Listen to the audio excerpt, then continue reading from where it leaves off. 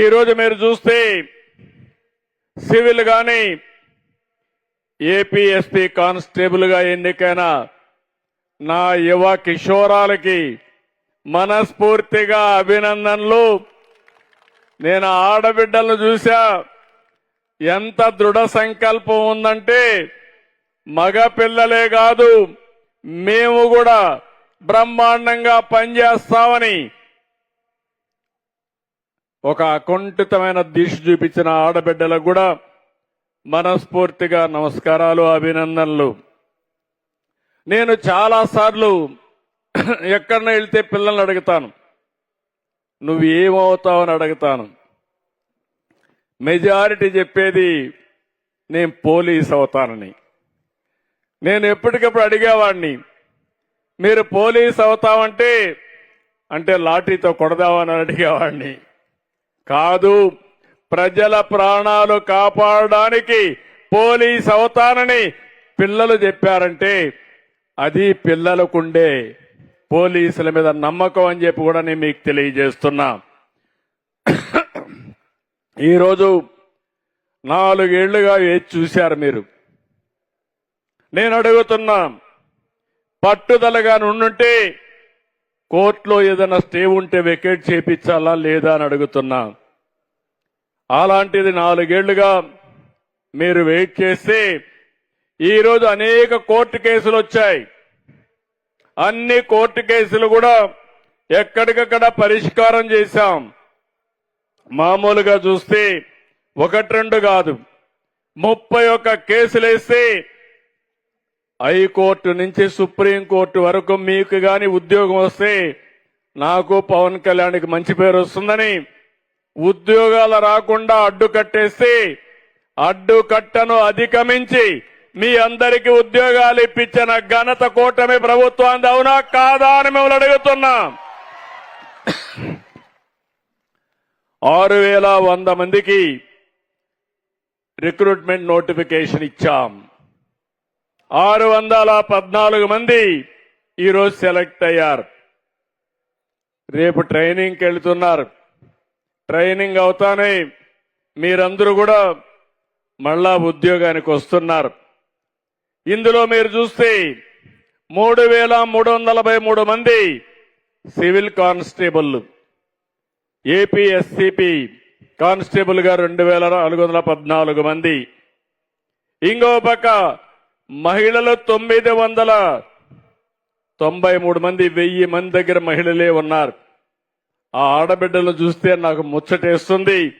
ఎంత ధైర్యంగా ఉన్నారంటే, నేనే ఒకప్పుడు మగపిల్లలే కాదు ఆడపిల్లలు కూడా తక్కువ కాదని ఉద్యోగాల్లో 33%, చదువులో 33% రిజర్వేషన్లు పెడితే దాన్ని నిరూపించే విధంగా కడాన చాలా మంది అన్నారు, ఆడపిల్లలు కానిస్టేబుల్ అవుతారా అన్నారు. అవుతారు, అందుకే పెడుతున్నానంటే ఇటీవల కాలంలో వచ్చారు. నేను కానిస్టేబుల్ గానే కాదు, ఆర్టీసీలో కండక్టర్లుగా కూడా 33% పెట్టాలని పెట్టాను. కండక్టర్లుగానే కాదు, ఆర్టీసీలో డ్రైవర్లు కావాలని కోరుకున్నాను. కానీ ఆ ఒక్క కోరిక నెరవేరలేదు. భవిష్యత్తులో ఆర్టీసీలో కూడా డ్రైవర్లుగా మా ఆడబిడ్డలు వస్తారని మరొక్కసారి ఆకాంక్షిస్తున్నా. ఈరోజు ఆడపిల్లలు చేయలేని పని ఏ పని లేదు. మీలో ఒక భావన తీసేయాల్సిన అవసరం ఉందని చెప్పి నేను మీకు తెలియజేస్తున్నా. ఈరోజు మీరు చూస్తే శ్రీకాకుళం, విశాఖపట్నం, ఈస్ట్ గోదావరి, ఎటు చూసినా 26 జిల్లాలు మా వాళ్ళు చూస్తున్నా. చాలా ప్రైడ్ గా ఉన్నారు. ఈ ప్రాంతాల నుంచి దగ్గర మీరు ఒక్కసారి చూస్తే 183 మంది గిరిజన పిల్లలు కానిస్టేబుల్ గా ఎంపికయ్యారు. వాళ్లకు ప్రత్యేకంగా అభినందనలు తెలియజేస్తున్నానని చెప్పి కూడా నేను మీకు తెలియజేస్తున్నా.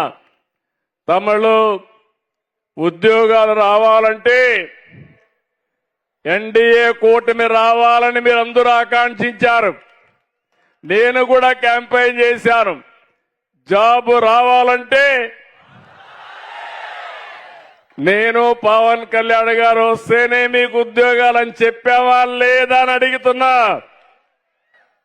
ఒకసారి చరిత్ర కూడా మీరు నెమరేసుకోవాల్సిన అవసరం ఉంది. నేను ఎప్పుడొచ్చినా గవర్నమెంట్ ఉద్యోగాలు ఇస్తాను, ప్రైవేట్ ఉద్యోగాలు వస్తాయి.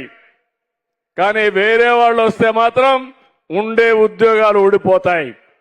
అందుకే మీరు చూస్తే పోలీస్ వ్యవస్థలో 99 2004లో 8198 మందికి ఉద్యోగాలు ఇచ్చా సమైక్య ఆంధ్రప్రదేశ్ లో. రెండోది 14 19 9464 మందికి జూన్ 18 నోటిఫికేషన్ ఇచ్చి పరీక్షలు కూడా మార్చి 2019లో పెట్టాం. ఇప్పుడు మళ్ళీ ఒకసారి చూస్తే 6014 ఉద్యోగాలు ఇచ్చాం.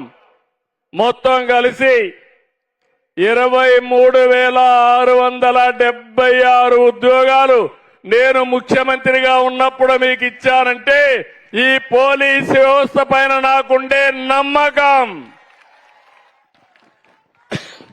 మొత్తం 58,000 మంది కానిస్టేబుల్ ఉన్నారు.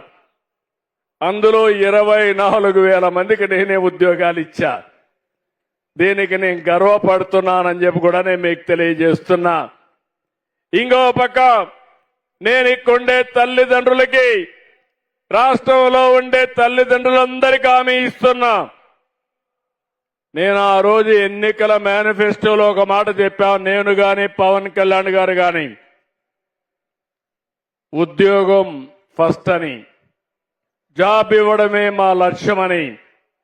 అందుకనే మీరు ఒకసారి చూస్తే ఎన్నికల మేనిఫెస్టోలో 20 లక్షల ఉద్యోగాలు ఇస్తామని నేను చెప్పిన మాటకు నేను కట్టుబడి ఉన్నానని మరొక్కసారి మీ అందరికీ హామీ ఇస్తున్నాం.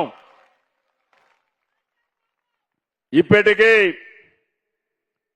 మెగా డిఎస్సి 15,591 మందికి ఉద్యోగాలు ఇచ్చాం. ఈరోజు 6,014 మందికి ఇక్కడ ఉద్యోగాలు ఇచ్చాం. ఇంకో పక్కన మీరు ఒకసారి చూస్తే ఈరోజు రాష్ట్రంలో అన్ని డిపార్ట్మెంట్లలో 4,51,347 మందికి ఇప్పటికే ఉద్యోగాలు ఇచ్చాం. ఇది కాకుండా మీరు ఒకసారి చూస్తే దగ్గర 197 ప్రపోజల్, 8,55,173 కోట్ల రూపాయలు పెట్టుబడులు. ఇవన్నీ పూర్తయితే 8,23,922 మందికి ఉద్యోగాలు. మొన్నే విశాఖపట్నం పార్ట్నర్షిప్ సబ్మిట్ జరిగింది. అందులో మీరు చూస్తే 538 ఎంఓయూలు చేశాం. 11,38,000 కోట్ల రూపాయలు పెట్టుబడులు వస్తున్నాయి. ఇది వస్తే 11,37,000 మందికి ఉద్యోగాలు వస్తాయి.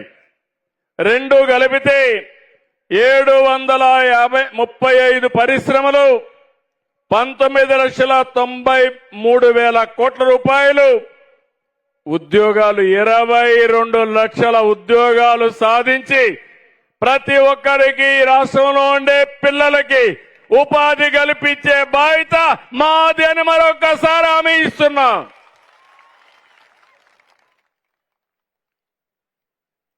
ఇవన్నీ మీరు చూస్తే గత ప్రభుత్వం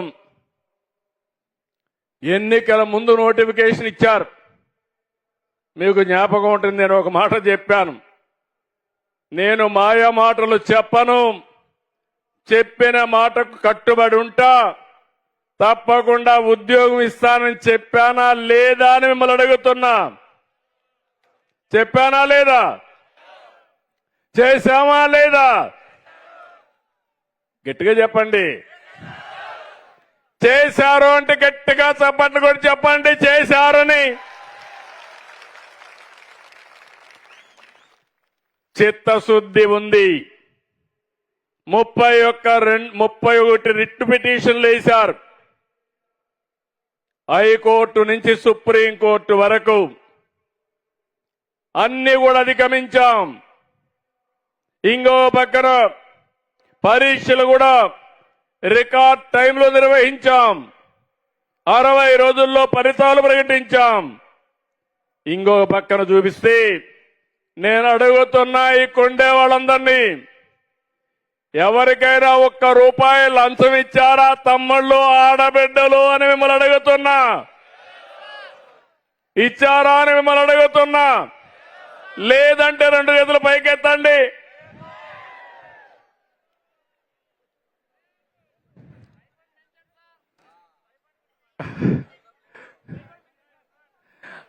తప్పకుండా అవన్నీ ఆలోచించి మనం చేసుకుందాం.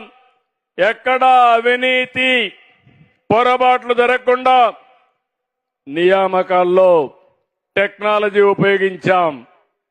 మీరందరూ చూసుంటారు, ఫిజికల్ ఈవెంట్స్ అన్ని టెక్నాలజీలో పెట్టాం. డిజిటల్ మీటర్తో ఎత్తు ఛాతీ కొలతలు తీసుకున్నాం. లైవ్ గా రికార్డు పెట్టమన్నాం. RFID పెట్టి చిప్పుల సహాయంతో 100 మీటర్లు, 1600 మీటర్ల పరుగులు, లాంగ్ జంప్ పరీక్షలను నిర్వహించాం. దీనికంటే పగడ్బందీగా ఎవరైనా చేస్తారా తమ్ముళ్ళు అని అడుగుతున్నా మిమ్మల్ని. నేను గాని, మా మిత్రుడు పవన్ కళ్యాణ్ గాని, లోకేష్ గాని, బీజేపీ గాని, అనిత గాని ఏ ఒక్కరికైనా రికమెండ్ చేశామా తమ్ముళ్ళు అని మిమ్మల్ని అడుగుతున్నా. అది మా చిత్తశుద్ధి, వ్యవస్థపై నుండే మా నమ్మకం అని చెప్పి కూడా నేను మీకు తెలియజేస్తున్నా. ఇలాంటివన్నీ చేసిన తర్వాత నేను ఒకటే మిమ్మల్ని అందరినీ కోరుతున్నా, భవిష్యత్తును దృష్టిలో పెట్టుకుని రాష్ట్రానికి ఏం చేయాలో చేయడం కోసం ముందుకు పోతున్నాం. మీరందరూ కూడా నిన్నటి వరకు ఒక ఆలోచన చేశారు, ఉద్యోగం కావాలని ఆలోచన చేశారు. ఇప్పటి నుంచి మీ దృష్టి అంతా కూడా ఈ రాష్ట్ర ప్రయోజనాలపైన ఉండాలి. సైబర్ క్రైమ్ అంటే ఏంటి, ఆర్థిక నేరాలంటే ఏంటి, డ్రగ్ మాఫియా అంటే ఏంటి, మహిళలపైన అత్యాచారాలు జరగకుండా ఉండాలంటే మీరు ఏ విధంగా ఉండాలనో మీరు ఆలోచించాల్సిన అవసరం ఉంది. నేను ఒకే ఒక విషయం మీకు హామీ ఇస్తున్నా, నేను ఎక్కడా రాజీ పడం. పవన్ కళ్యాణ్ గారు రాజీ పడరు. అంతకంటే ముఖ్యంగా మా అనిత్ గారు కూడా ఒక ఆడబిడ్డ సమర్థవంతమైన నాయకత్వాన్ని ఇచ్చి పోలీసు వ్యవస్థని ముందుకు పంపిస్తున్నారు. చాలా మంది అనుకుంటారు ఆడవాళ్ళు ఏం చేస్తారని. అనితను చూసిన తర్వాత మహిళా కానిస్టేబుల్ గుర్తుపెట్టుకోవాలి. ధైర్యంగా చెప్పండి, మా హోమ్ మినిస్టర్ కూడా మహిళే. మహిళల జోలుకొస్తే తాట తీస్తామని గట్టిగా చెప్పే బాధ్యత మీ అందరిది.